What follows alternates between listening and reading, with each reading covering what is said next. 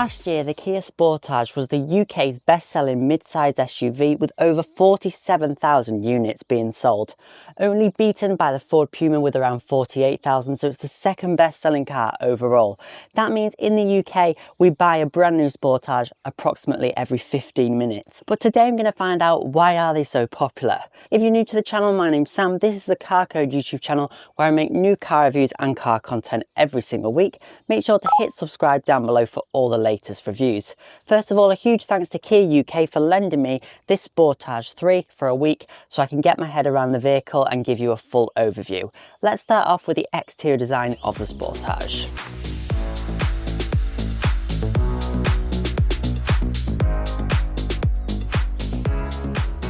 To the front of the vehicle, you've definitely got a bold presence with these X-shape daytime running light signatures which look really great. It's definitely grown on me, the look of this vehicle. It's not for everyone at first. You've got Kia's Tiger nose signature up here at the top. This is in a gloss black on the GT line and GT line S. This mid-spec 3 has got some silver trims. You'll also notice the front parking sensors, which is a great feature to have. There's a few different specs in which you can have your Sportage. As standard, it comes in the 2 specification, which comes with front and rear parking sensors, a rear view camera, 17-inch alloy wheels, so it's quite well equipped as standard. It starts at just over £30,000. Then going up, you can get the GT line, which has more of a sporty look to it and still a good level of standard equipment.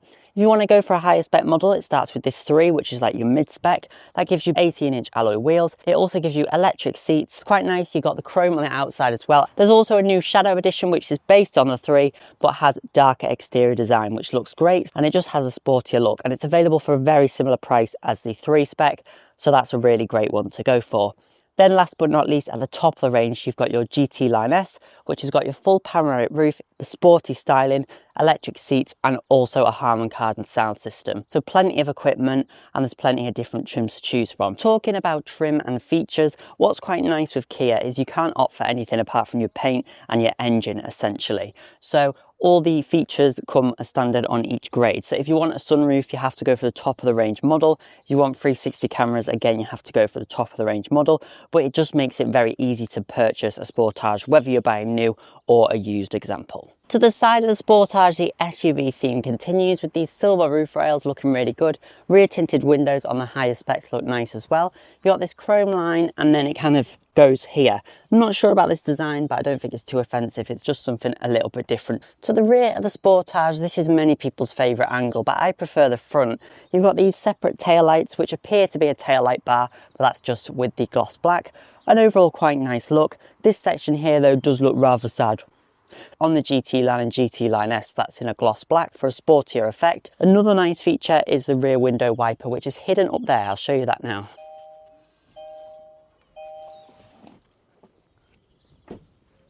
So you can see that there. That's a pretty cool feature. It stays tucked out of the way and then wipes it. So you have the practicality of a rear wiper without it getting in the way, and it just looks a lot smarter, doesn't it? So I think a lot more manufacturers should implement that. Also, something I'm really happy they fixed, the indicator placement. I put the indicator on and thought, oh, I'm going to complain about this because it's going to be down there like it used to be.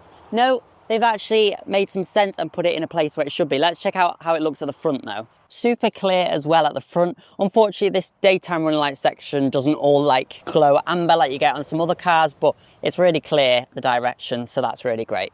Exterior colours on the Sportage, you've got quite a few to choose from. This is the standard infrared metallic paintwork.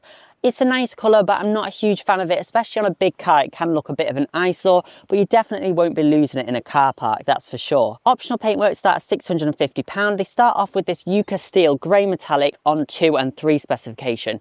This is my favourite colour. It's more of a blue than a grey. It's quite unique. It looks really nice. Unfortunately, you can't get on the GT line models, so that's a bit annoying. Across the range, you have a few different colour options available, such as the Fusion White, Phantom Black, and dark pentametal grey, which is very popular at the moment, that dark grey. Going up to the exclusive Shadow Edition, which is just above the 3, that gives you 3 choices of colours free of charge, including the exclusive to Shadow Edition Wolf Grey, which is a lighter metallic grey. That's nice. Also, it gives you the Phantom Black or the Experience Green. Talking about Experience Green, you do have to go for Shadow Edition, GT line or the 3 plug-in hybrid to have that colour option. Going up to GT line, you have a few extra colours, including Lunar Silver and also the Blue Flame, which we saw arrive in 2018 with the Kia Ceed. That's quite a vibrant blue and definitely stands out from the crowd. If you want a two-tone paintwork option, you have to go up to GT Line S and they're £800, which is really good value for money. Nissan could definitely take a leaf out of Kia's book and lower the cost of their paintworks, because on some models, their two-tone paintwork costs over £1,200. So £800 for a contrasting roof and metallic paintwork is great value. It would have been nice to see some more funky colours. A while ago, they had the Splash Lemon Yellow, which was a bit light. It was almost chicken korma colour. It looked a bit strange on base models, but on the GT Line model, that looked really quite cool. So that would have been nice to see that continue. And also they had an orange for a very short time, a fiery orange, and I loved that as well. Not as out there colours as before, but I think it does really suit the kind of more subdued white. The red is a little bit of a Marmite colour. You love it or hate it. It's a free option, but it may be harder to shift when you come on to selling it. And moving on to alloy wheels, as standard on the 2 specification, they come with these 17-inch diamond cut two-tone alloy wheels, which do look nice. However, they do look a bit small for the vehicle. Going up to this 3 model, you get these 18-inch diamond cut alloy wheels as standard on the mild hybrid, which is this one, and also the self-charging hybrid model. If you go for the plug-in hybrid 3, you get 19-inch diamond cut alloy wheels, which are my favourite design of all of them. Going up to the Shadow Edition, you get those 19-inch wheels off the 3 plug-in hybrid, but in a full gloss black finish. That looks really nice, and you get that on the normal models. However, on the self-charging hybrid, you get the 18-inch grey alloy wheels to help with your fuel efficiency. So GT Line and GT Line S gives you the 19-inch diamond cut alloy wheels on mild hybrid and plug-in hybrid models. However, on the self-charging hybrid, they all come with the 18-inch grey alloy wheels. However, they don't look as good as the 19-inch wheels in my opinion. Kia don't offer optional extra factory-fitted alloy wheels, as it were. They offer them as an accessory, so you can buy them separately and fit them, but they don't offer them as factory-fitted options. So you just get what you're given, depending on the trim and depending on the engine on your vehicle.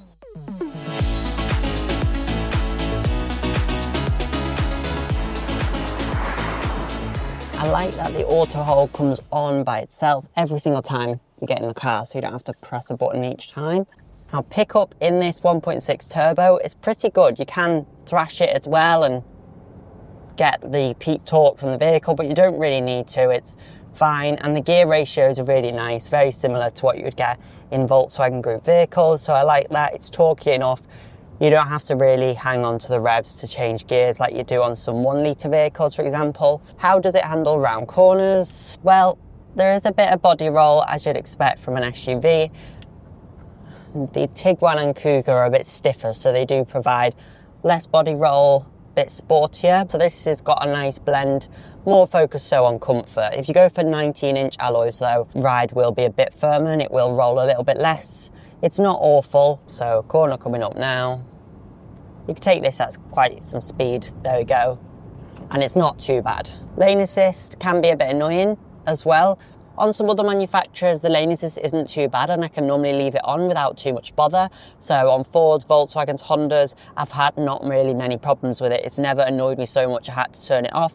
But on Chinese manufacturers and on the Korean manufacturers, they're quite often quite strong systems. But great thing on this is you can just hold down the lane assist button and it goes amber and then it's off basically. So that's really great, which I really like, because loads of cars you've got to go through the screen and faff about each time. This, just hold the one button and it goes off. And I love this miles per gallon indicator, exactly the same as what you got in the Genesis products.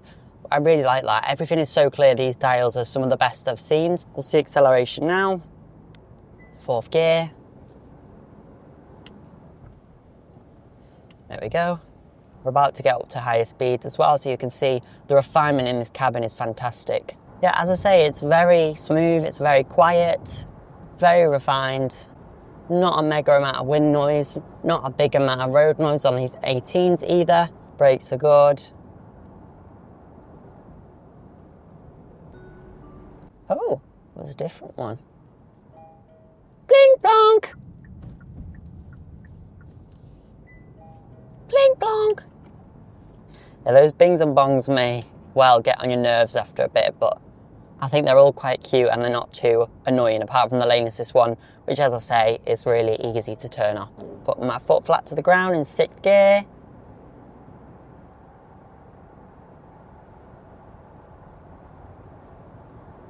Yeah, that is plenty nippy enough. And listen to how quiet it is. Okay, if you want to pull out, it's got the power to do so. That was actually really quite good then. The turbo did kick in and went, did its trick there, but most of the time it doesn't want to be driven like that. It just likes to be driven smoothly. If you do want something a bit faster, you'll want to go for one of the hybrid models. They don't do a diesel version anymore in the UK. Now let's take a look under the bonnet and see what powers the Sportage. So a closer look at the engine on the Sportage. All Sportages have this 1.6 4-cylinder turbocharged petrol engine with varying levels of electrification. As standard, it comes with this MHEV mild hybrid 48-volt system. That just helps things like your air conditioning and helps the auto stop start system, just reducing your emissions. This has got 157 brake horsepower and it can be had with a 6-speed manual, as is in this one, or a 7-speed DCT. The 6-speed manual will get you from 0 to 62 in 9.9 seconds, whereas the DCT will do it in 9.4. The DCT isn't known to be the smoothest in the business, which is something to bear in mind. If you do want more power, you want to go for the self-charging hybrid model, named the HEV. This produces 212 brake horsepower and has a 1.49 kilowatt-hour self-charging hybrid battery pack. This gets you from 0 to 62 in 8.4 seconds, and it's a 6-speed traditional automatic. You can also opt for this as an all-wheel drive option on the top-of-the-range GT Line S. However, this slows the car down a bit, getting from 0 to 62 in 8.7 seconds, but you won't notice a major difference. The hybrids get acclaimed just under 50 miles per gallon, which is pretty impressive.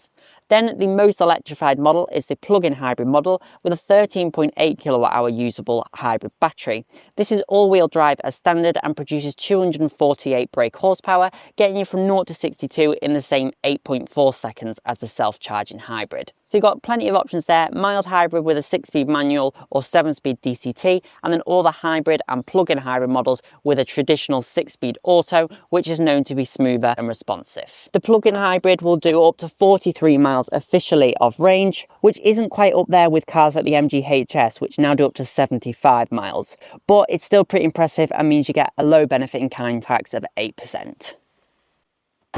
The auto hold, the only thing with it and the handbrake in general is you do have to give it a bit of revs normally for it to come off, which can be a little annoying. If you are reversing as well, you normally have to give the car a bit more revs than what you would in other cars. One thing is the car is quite wide. Lanes like this, the extra width is not something that's really too nice about the vehicle. You'll be happier in something slightly narrower like the Nissan Qashqai. If you want to watch my full review on the updated Nissan Qashqai, you can click up there. So if you meet something on a narrow road, it can be a bit tight. The mirrors do obviously fold in. Something to bear in mind if you live on a tight street or need to get it into a tight garage. And mostly, I get about 45 miles per gallon. This one with the manual isn't too bad at all. If you are doing a lot of motorway driving, you probably do want to stick with the normal petrol model because you'll get a higher combined MPG. If you're doing lots of town though and city driving or a mixture, then a hybrid would be great, or of course a plug-in hybrid. And the gearbox isn't too bad either. It's not the best, but it doesn't feel super clunky, and it's also not really kind of loose feeling like in a lot of Stellantis vehicles. They can be quite kind of just like floppy, whereas this is not too bad. And you can have this manual transmission all the way up to the top of the range models, so that's really good, because in some other brands they don't let you have a top of the range manual or offer it at all in the case of the Tiguan. So if you want a manual Tiguan, you'd have to go for an old shape one. Now Sportage was released in 2022, so it's been pretty much unchanged since then. A facelift is due to arrive soon, the 2026 model. You can see it in America's kind of semi-launch there. Not a massive difference, it's more interior. You get the Kia EV3 steering wheel, for example, instead of this one, and just a few tweaks. I think they've done a great job, Kia and Hyundai, with this, because underneath the cars are very similar, the Tucson and the Sportage, but outside and inside as well, they have quite a different look to them. So well done for that, because it just makes them a bit more unique. The only thing is, when driving it, is this is my perfect driving position. The screen is a tiny bit of a reach. So other models have got a bit of a closer feeling screen. Like in the Tiguan, even though I'm not a massive fan of how high up it is, it's a bit closer, it feels, to the driver, whereas this is more of a stretch. If I sat closer, it'd be better, but I don't want to, because I've got longish legs. So that 20 miles along the coast road is giving me 47.2 miles per gallon, which is really good.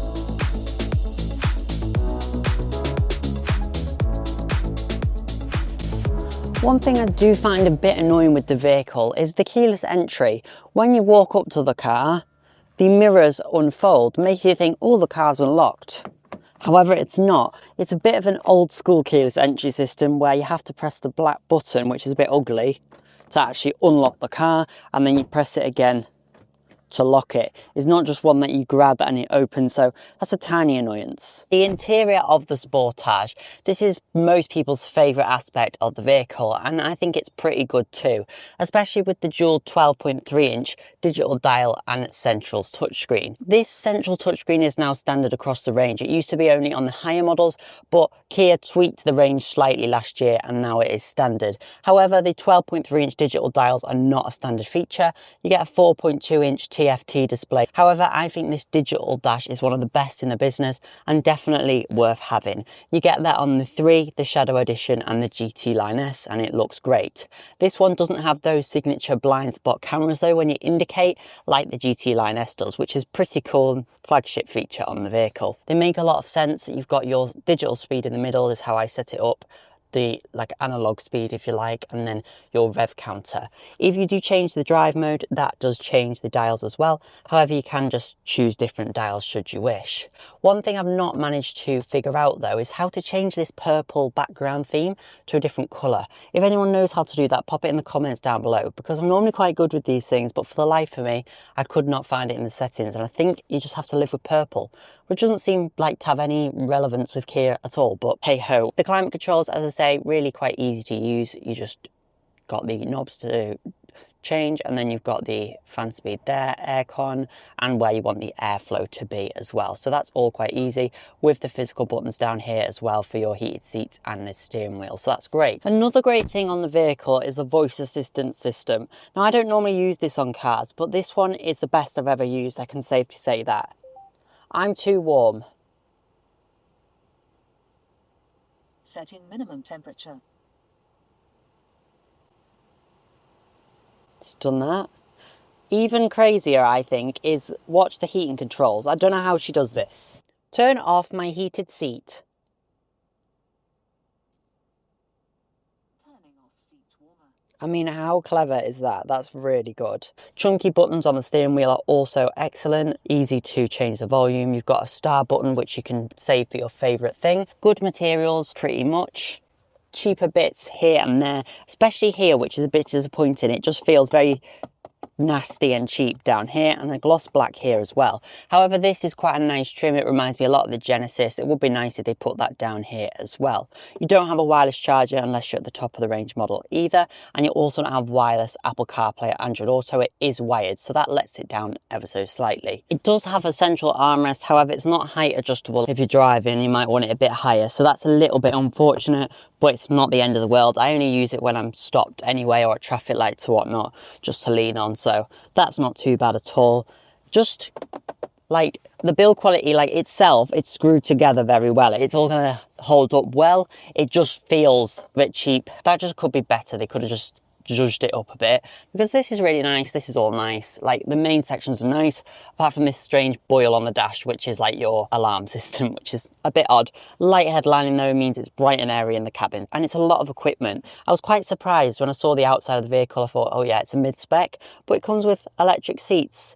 Something that even on the top of the range Tiguan is an option, so really great. You don't have to opt for loads of packs, etc. Interior fit and finish is pretty good. The steering wheel's nice. This centre bit does feel a little cheap, but overall it does feel very modern in here. You've also got your USB and USB-C to keep everyone happy, as well as a 12-volt traditional socket there. Parking sensors come up at slow speeds, and you can bring up the camera with the touch of a button as well, like so. So you get a rear camera as standard with the front and rear sensors, and then if you want a 360 camera, you got to go for the top spec GT Line S. This car's got the 6-speaker sound system, which is livable. I could still enjoy my tunes, but it's not the best or the worst on the market. However, the 8-speaker system on the GT Line S, which is Harman Kardon branded, is meant to be quite good. So if you like your tunes, maybe try that one. Now this has obviously got the electric seats, which is a nice feature to have. You do get lumbar support on GT Line and above, which is nice. However, electric seats are only on your higher spec. Also, something really nice is how much under thigh support you can give yourself.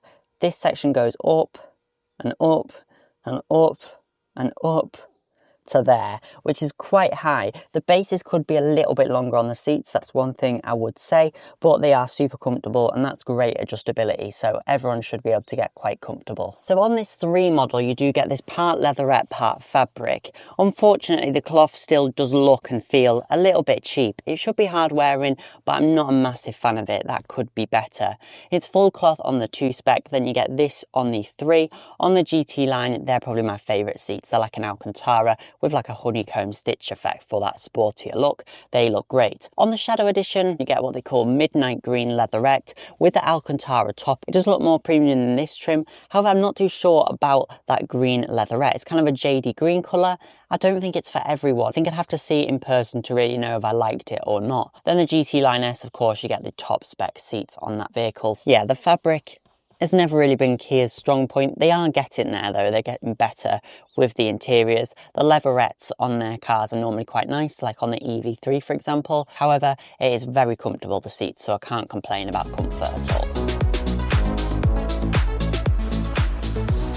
Okay, and moving on to boot space and practicality on the Kia Sportage. This 3 spec doesn't have an electric tailgate, which is a bit disappointing. And to be honest, it is quite a heavy tailgate when you can't always do it with one hand.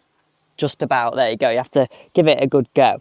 In the boot, it is quite a large boot. I'll give you a closer look. Boot space will depend on what powertrain you go for. The mild hybrid has 562 litres of boot space. Going up to the hybrid, you've got the biggest boot at 587 litres, and then the plug-in hybrid's got the smallest boot at 540 litres. This is what the mild hybrid has in the bottom. However, if you did want more boot space in this mild hybrid model, this section, there we go, is removable. There we go. And you can see there, that is your mild hybrid battery pack, which is quite interesting that you can see that. And then if you wanted to, you can put your boot floor in the lower position like that. However, it's kind of sloping up slightly, so not as practical as you might want. But in the hybrid model, that'll lay flatter. So that's where you're losing a little bit of space on the mild hybrid. That's quite interesting that you've got your mild hybrid battery. That means that your normal 12-volt battery is just under the bonnet, so that's easy enough. Boot space, it's not class leading, but it's near the higher end of litres. So I think for lots of families, this is really quite practical. You've got a 12-volt socket here and also the very handy levers to fold down the back seats. See here that the seats click down like so, and you have almost a flat load bay. There's no lip, it just kind of slopes down. So that's good, so you can push long items in there, not a problem at all. And then you've got the levers on the seats to lift them up and sort your reclining out as well. What about the back seat practicality in the Sportage? Well, it's pretty good. You got USB-C points in the backs of both seats, which is quite unique, a hook as well, and then pockets on the backs of both seats as well, so that's good. Also, heated outer rear seats on this 3 trim is really nice. You've also got a central armrest with 2 cup holders. This is good quality. However, as this is part leatherette, it would have been quite nice for the armrest to be in that, because this could get stained quite easily. So that's just one minor thing. You can also recline or have them more upright, so that's nice. You can't do that in the Qashqai at all. Middle seat, you do have a hump that you have to put your feet over, and the back is a little bit firm. For short journeys only, the middle seat really, but that's what most people will only use it for anyway. Isofix points are nicely hidden away, but you can see them if you look for them, and you can feel them easily, so you don't have to push too hard to get the bases in. Yeah, I think your rear passengers will be quite happy. You do feel quite well looked after as a rear passenger.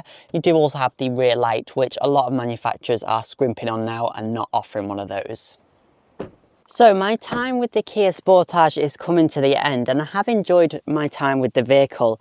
I think for a well-rounded family SUV, it does everything that you want it to do. The tech and screens inside feel like they come out of something much more expensive than this vehicle, and it's extremely comfortable. Seats are very ergonomic and really quiet at those higher speeds, which is important if you're doing a lot of motorway driving. There is certain things that let it down, like cheaper plastics lower down, the gear stick looks and feels quite cheap, and some of the fabrics on the seats aren't as nice as I would like them to be, but overall it is still a lovely vehicle. The 7-year warranty adds to the car's appeal and means on the used market these cars hold their value incredibly well. When it comes to the plug-in hybrid, the range isn't the best, and Chinese manufacturers are stomping on that 43 mile WLTP figure that is on the Kia Sportage. However, they don't quite offer the quietness and on-road refinement that the Sportage offers. Also, Kia now has that reputation of a reliable brand, and these Chinese manufacturers, although lots have proven to be quite reliable, it's still early days for people to know what to expect from them, whereas Kia now is tried and tested and is now one of the top dogs in the business. So overall, I think if you're looking for a family SUV, you won't be let down by the Sportage. It's a good blend of everything. Sure, if you wanted something a little bit sportier, the Ford Kuga does offer that, but I think in terms of the tech and the ergonomics of the vehicle, it's pretty fantastic and very easy to live with. Thanks again to Kia UK for making this video possible, loaning me the Sportage. Make sure to subscribe for more future content, and I look forward to seeing you in my next review.